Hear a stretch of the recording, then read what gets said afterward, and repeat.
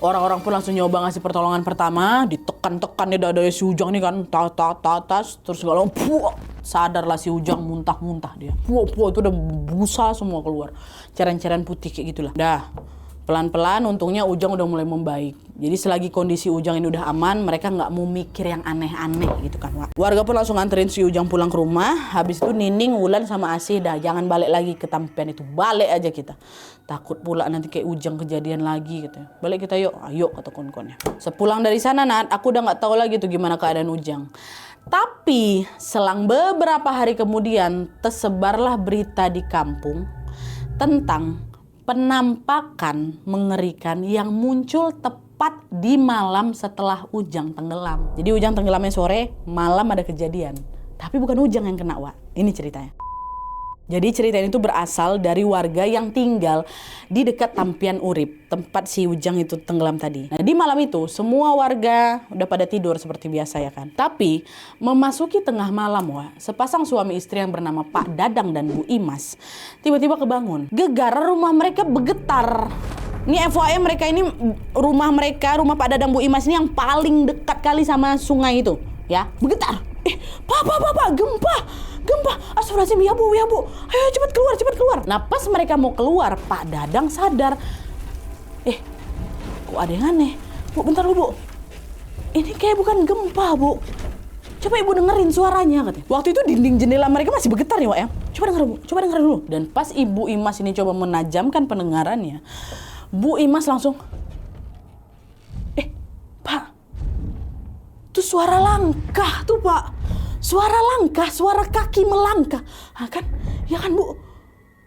Suaranya macam dari sungai Bu. Langkah kaki siapa yang suaranya sampai sebesar, seberat dan sampai bikin gemetar ini? Di situ perasaan mereka berdua udah campur aduk. Antara mereka takut tapi mereka penasaran juga Wak. Akhirnya mereka tetap bertahan di dalam rumah sambil nunggu suara langkah kaki itu pergi. Udah diam di sini dulu. Jangan keluar.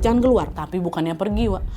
Yang ada suara itu malah terdengar makin dekat ke arah rumah mereka. Nah area pemukiman warga ini Wak, letaknya kan lebih tinggi dari sungai kan. Nah, buat naik ke pemukiman ini warga harus ngelewatin deretan anak tangga itu dulu ya kan. Nah suara langkah kaki yang mereka berdua dengar ini juga sama. Siapapun yang lagi melangkah ini seolah-olah lagi naikin anak tangga satu persatu dari bawah sungai menuju ke atas, menuju ke rumah mereka yang paling dekat dari situ. Makin panik lah Bu Imas. Pak, ini suaranya ngarah ke sini nih Paknya kayak deng gitu Wak. Bapak juga nggak tahu Bu.